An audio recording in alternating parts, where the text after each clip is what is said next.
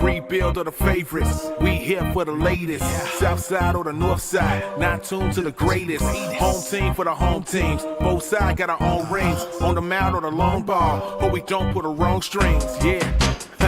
It's that time of the year now. Wrigley or Gantes or the whole league that we hear now. New show with a new mood. Discussions and interviews. Trade rumors that might be. This is Pinwheels and Knife. Hello and welcome to the Pinwheels and Ivy podcast. I'm Mitchell Kaminski, bringing you White Sox talk every Wednesday in the 12 o'clock hour.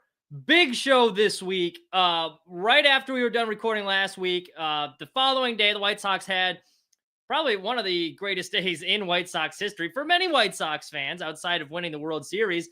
There was news that Teel was getting promoted. We're going to get into his debut in early impact so far in just a second. It was also the White Sox won on a walk-off single from Tim Elko, who had just recently gotten called up. The White Sox also had a big press release announcing that Jerry Reinsdorf had reached an ownership agreement with Justin Ishbia and his brother Matt.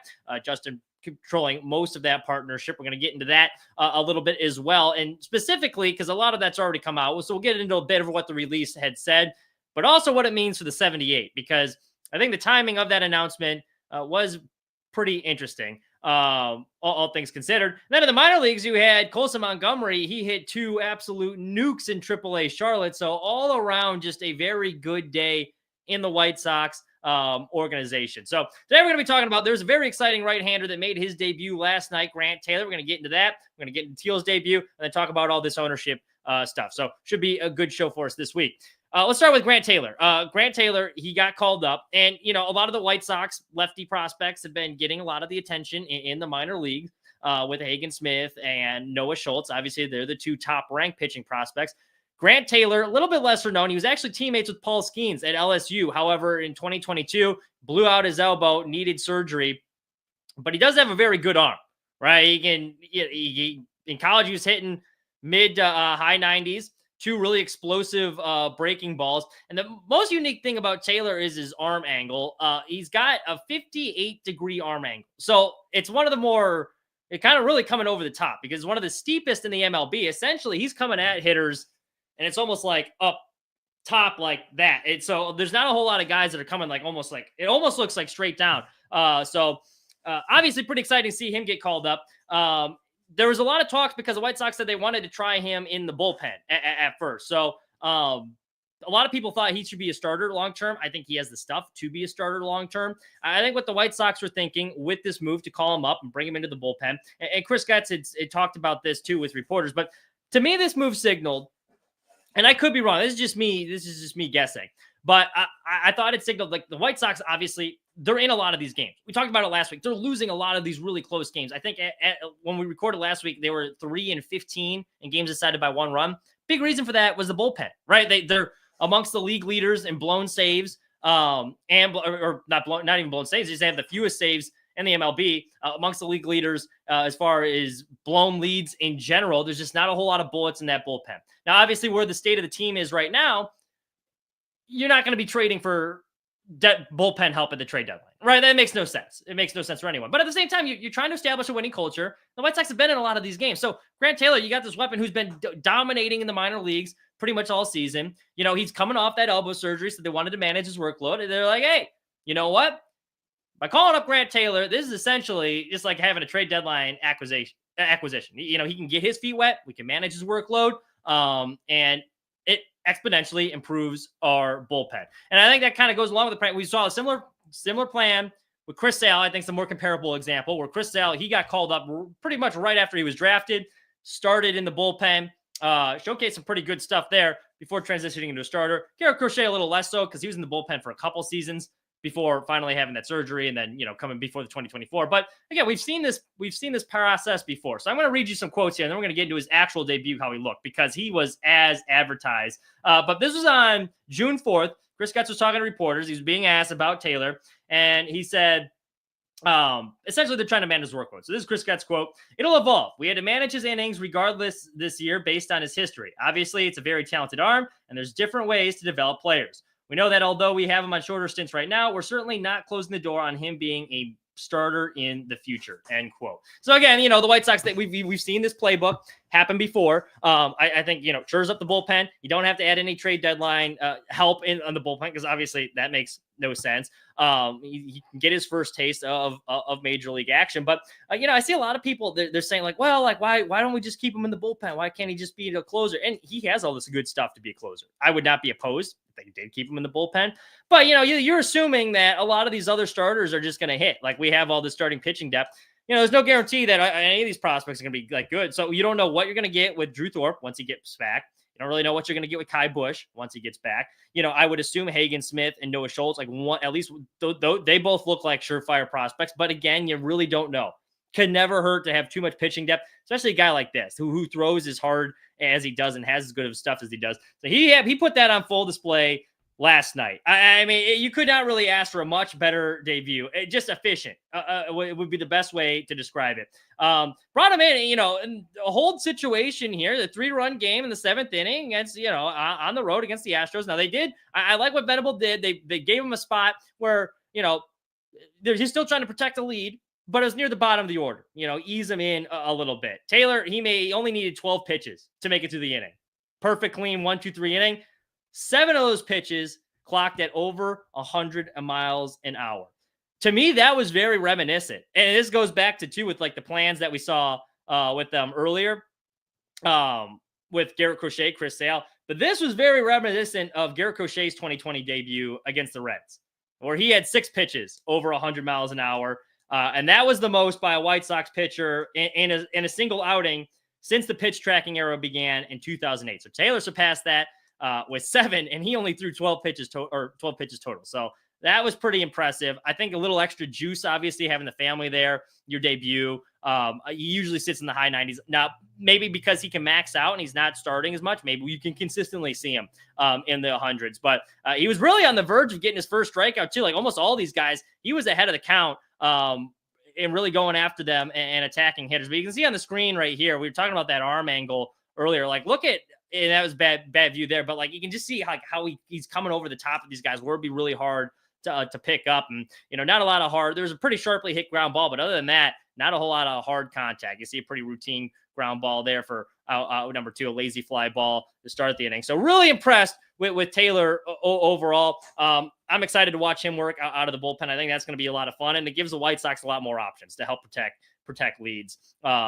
As well. And Brandon Iser got in and he locked down the save. So, I mean, good for him. White Sox still playing around with that. I think Boozer's kind of moved off that role. Steven Wilson, I still trust, but a little bit of his numbers almost kind of fool's gold because his ERA looks pretty good. He's been effective for the most part this year, but guys hit him pretty hard. And that was the case last night too. He did give up a run in the 8th inning. Now, I will give him a lot of credit. That damage could have been a lot worse. He had bases loaded, nobody out. Only gave up 1 run. So he did his job. He protected the lead. He limited the damage of what could have been a much worse situation there. But yeah, I mean, as you can see with Taylor, I think he already, he gives them an immediate boost. So very happy with that. Another exciting call up, and that was the Kyle Teel. And Kyle Teel's debut, one of the more entertaining debuts we've seen, I think, in a White Sox uniform. He logged his first major league hit in that game. Well, he started the game. He walks. He draws a couple walks. He gets a hit, draws another walk. He scores on a pass ball. He gunned a guy out at second base behind second. He got caught trying to steal home on a double steal too. So just doing a little bit of everything out there. You can really tell though, and I almost see the same thing with Chase like my drop. And I've seen this, but like, you can tell he loves baseball. The kid's a gamer. And like you heard him, he was on foul territory and he did an interview and he's talking about how he loved to take like dry swings in the clubhouse naked, basically. It would help him like warm up. And, everyone's like, that's a little bit weird. There's another little story that came out this week that like, one of his teammates, they were on, I believe it's like some travel ball tournament or something like that. And it's the middle of the night and he hears like these chains like clanging around. And he looks, and it's Kyle in front of the mirror doing the dry swings, just like the old Carlos Quinton commercial for the White Sox. Constantly just doing dry swings. So you can tell he's committed to it. He loves it. So like these are highlights from his debut. I did include one from last night's game against the Astros too. because this man went from first to third on a ball that like most catchers in the MLB aren't going to score on. He's sneaky fast, but he put his head down, and the moment that ball got in the outfield, you could tell Teel was hell bent on, I'm going to score on this play, and he did. And so that's what you like to see. That's really all you want to ask for on like a team like that. I've said it before, and this is one of the things that stood out to me going to Sox Fest this year. But like you could tell a lot of these guys love baseball because they asked all these guys like, "What's your favorite memory of playing baseball?" And Braden Montgomery's was the one that stood out. He was like, I was celebrating a walk-off with my teammates, but almost all those guys had stuff that wasn't personally involving them or personal achievements. It was something that they had accomplished with their teammates, something like that, which really stood out to me. Just spoke on their character in general and the fact, again, they like playing baseball, which it's fun to watch as a fan. It reminds me of these Ricky's Boys Don't Quit team in 2018. Right, they're not winning many games, but you're starting to see some of these prospects come up. You're starting to see the vision, and now they're starting to win a couple more games. They're becoming a little bit more competitive. That was a tougher stretch they just had against best team in the American League with the Tigers, a team with a winning record in the Royals. Now you're traveling to Houston, and over their last 8 games, I believe they're 5-3. Yeah, that's pretty good. We'll take that. But anyway, back to Teel. He'd earned praise from his minor league teammate. He basically had done everything. This was because a lot of people, myself, I thought Teel was probably going to stay in the minors working on his catching till the end of the season. It's like, why have that backlog at catcher? But Teel really forced the issue. I mean, he did everything that he'd been asked of. At the time he got called up, he was hitting .294 with 9 home runs in his first 50 games at AAA Charlotte. He's also been pretty good behind the plate. He was working really hard on learning the pitching staff. Posted an .886 OPS. And a lot of his coaches and teammates, they're really praising him for just like the energy he brought in the clubhouse, which was cool. And you knew he was a good teammate too, because he got named White Sox minor league player of the year or the month for the month of May. And the Charlotte Knights were interviewing him after the game, and they were talking to him. And they're like, "Who's really helped you?" And it was very interesting to me. He was talking about how much just being in the locker room, the guys have helped him, but specifically Tim Elko, where he's like, "Yeah, Tim Elko has really been really."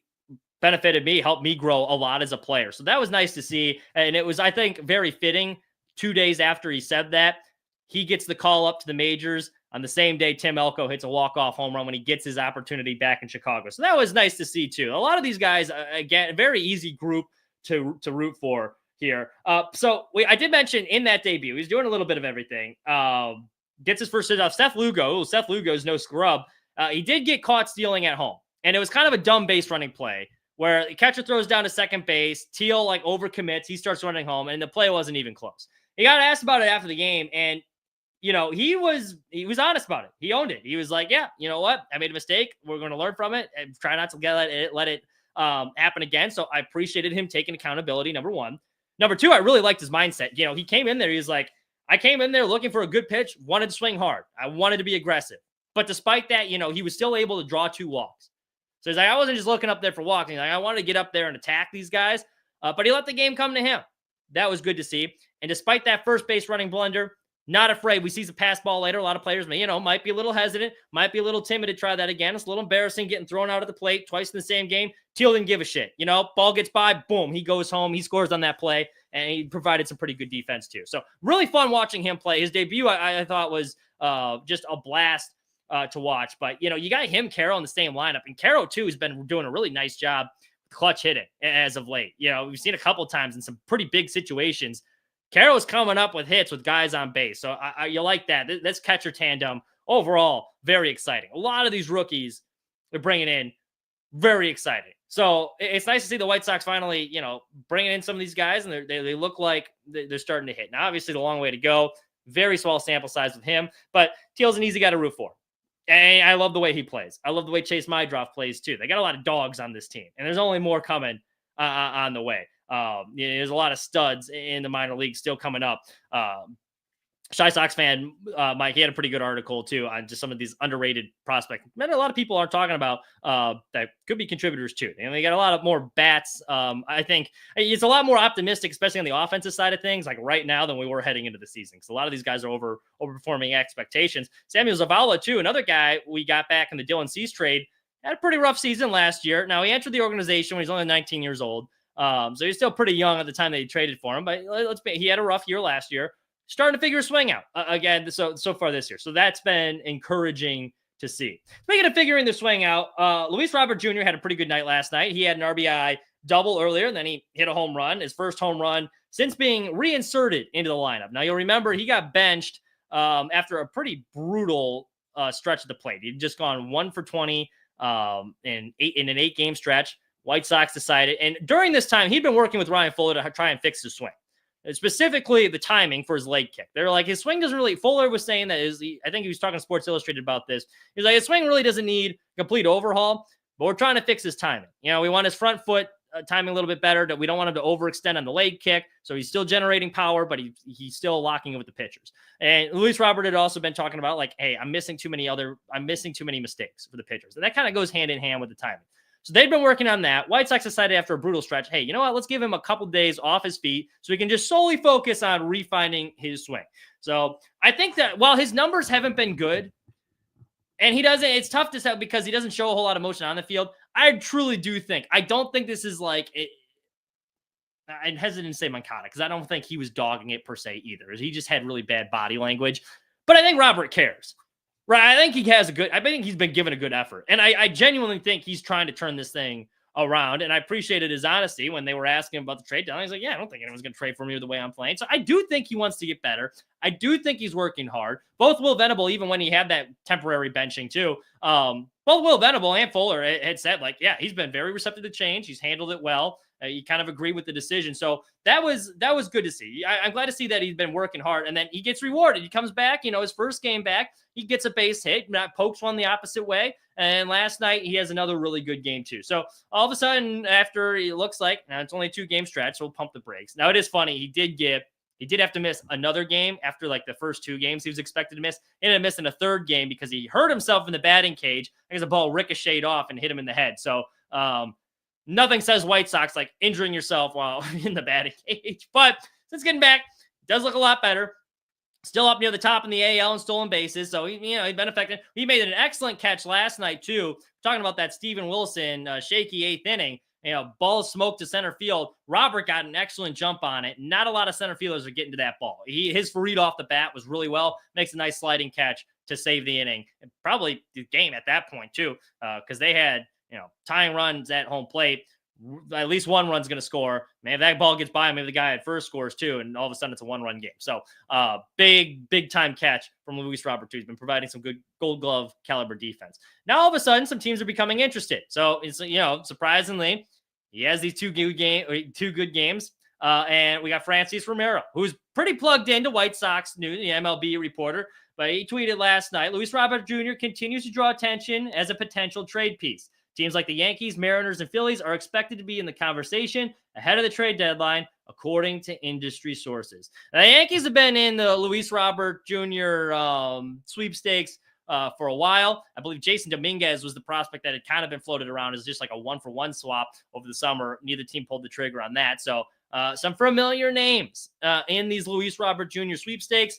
It would be very, very interesting to see, if Luis Robert Jr. went to the Mariners. Julio Rodriguez and Randy Arozarena in that outfield. I mean, obviously Julio's not an outfielder, but like those three in the same lineup, and then Luis Robert Jr. and Arozarena in the same outfield, that'd be kind of fun. Not that I want the White Sox to trade him, because I do think he's going to start to figure it out, and I do think he's going to start to get his value up just enough where the White Sox could get a decent return. I don't think they're getting a top 100 prospect for him, and that's what concerns me about trading for Robert is like. And he's never really truly reached his ceiling. We've seen flashes of it, but like, I think Robert at his best is going to be better than like anything you're going to get from a potential prospect, trading him what his value is at here. But he's only so many years in the contract. And if you don't view him as part of your future, then it might be, because I think they'd have to pay this is just off the top of my head, so I might be wrong on this, but I believe it'd be $25 million next year if they were to pick up that option. So, maybe they want to save some money. We'll see. But it is interesting. Teams are interested. I know the White Sox are intending on trading him. That was the talk all summer long. So gets on a little hot stretch these next couple of weeks. We could be seeing a Luis Robert Jr. trade soon. So, but even if he is playing better in the immediate future, I mean, it's just more fun watching this team win games. I mean, the over-under to open the season was 48.5 wins. That is what the MLB thought of the White Sox. I'm like, you know what? It was probably pretty valid. Now the White Sox look on the up. Their record of 121 losses, it looks like it's going to be broken by the Rockies, who, boy, man. At least the White Sox are fun bad. I almost don't think this team's all that bad. They're starting to become up to like, this is a average MLB team all of a sudden. Especially with this infusion of talent. I don't even know if you can call them fun bad anymore. They're just kind of fun. They're not good yet, but they are a pretty fun team. Davis Martin's throwing the ball well. Shane Smith's throwing the ball well. Sean Burke had a really nice start the other day. The starting rotation has been pretty solid this year. It really is just offensive consistency and the bullpen. And talking about another guy that's been hitting well, Mike Tauchman, too. He continues to hit well. He's been working some really good at-bats, too. Had a double last night, but he's been impressive. All right, so we talked about, White Sox wanting to free up, maybe wanting to free up a little bit of money with Luis Robert Jr. Everyone's very excited all of a sudden. Because we mentioned Grant Taylor as well. He was teammates with Paul Skeens.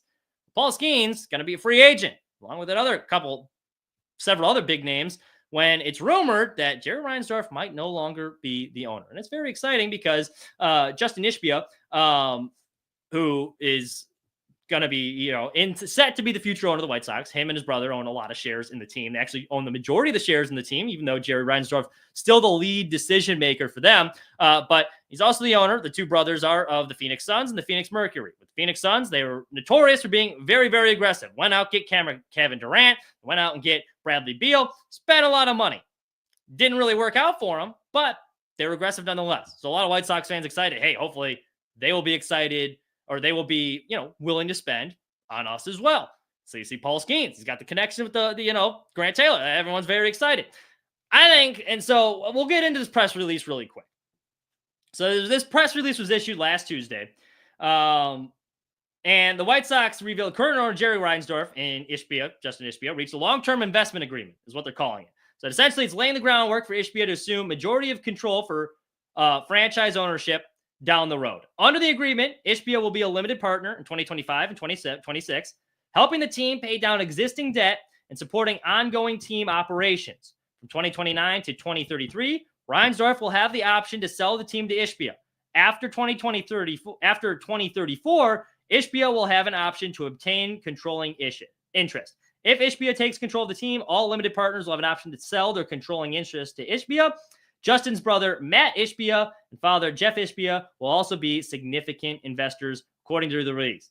However, the release states, if no transaction will take place before 2029, there is no guarantee that any future transaction will occur. In the meantime, Reinsdorf is going to remain the sole day-to-day decision maker. So, all this very interesting. I do think the timing of that announcement was very funny. They said paying down existing debts, right? And help with day-to-day operations. A lot of fans think maybe that's going to go getting some free agents. I do not. This announcement happened one day after the Chicago Fire announced they were building a new stadium on the 78.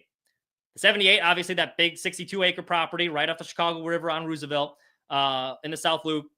White Sox had announced over a year ago the plans to build a stadium on that same property.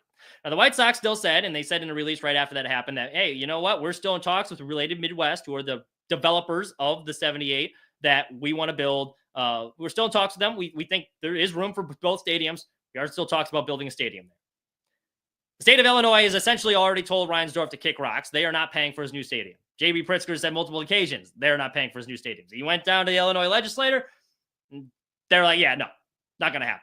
They're still already paying what was a really good deal. Like, Jerry low-key screwed the state of Illinois, the guaranteed rate field contract they have. There's some taxes they don't have to pay if they get under $2 million in attendance each year, which has happened more times than not with the White Sox. But they're still paying off the debt with that. So they need a little bit more money, obviously. Jerry doesn't want to pay for all of it. And he wants his last, gift to the fans of Chicago who already don't like him. But, he wants his legacy to be, hey, I won your World Series, and I brought you this brand new lakefront ballpark. I think that's what he wants to do. Now, his claim is, I'm doing this to try and keep the team in Chicago because, like, a new owner might want to move the team. I don't think so. Obviously, you get Ishbia. Now, Ishbia got involved because the Ishbia brothers, they were first listed as co-owners for the Twins. And they pulled out of that deal, or they were going to buy the Twins, pulled out of that deal, signed an agreement with the White Sox. In April, They were listed as co-owners alongside Reinsdorf. I think they had a 30% stake. Reinsdorf had a 20% stake. I think the reason that this announcement came out right when it did, that Ishbia, as far as paying down existing debts and helping with day-to-day operations, that's to help pay for the new stadium for the time being. For the Ishbias, it also makes sense too, because by the time they take over, like obviously paying down to existing debts, it's like, that's not our problem that you guys were in debt. How is that helping us? But what does help them is having a new stadium. That's going to benefit them too. Get a return on their investment. Yeah, we're going to have this new team, exciting new location, the new stadium. I think they'd be happy to kick in a little bit of money there. I think Jerry knows this too. He still says he loves baseball, wants to do it. It's not like he really has anything else going on. So I would not be surprised if it took till 2033 for this transaction to occur, this change of power. I think it's going to come later rather than sooner, but at least there's light at the end of the tunnel. But this announcement to me reeked of, all right, hey, we got to step up our game. Fire call dibs. I want this new stadium at the 78. Let's make this announcement. Let's get something done to help us pay for it. We got Southside Deech in the chat. Thanks for popping on here, Deech.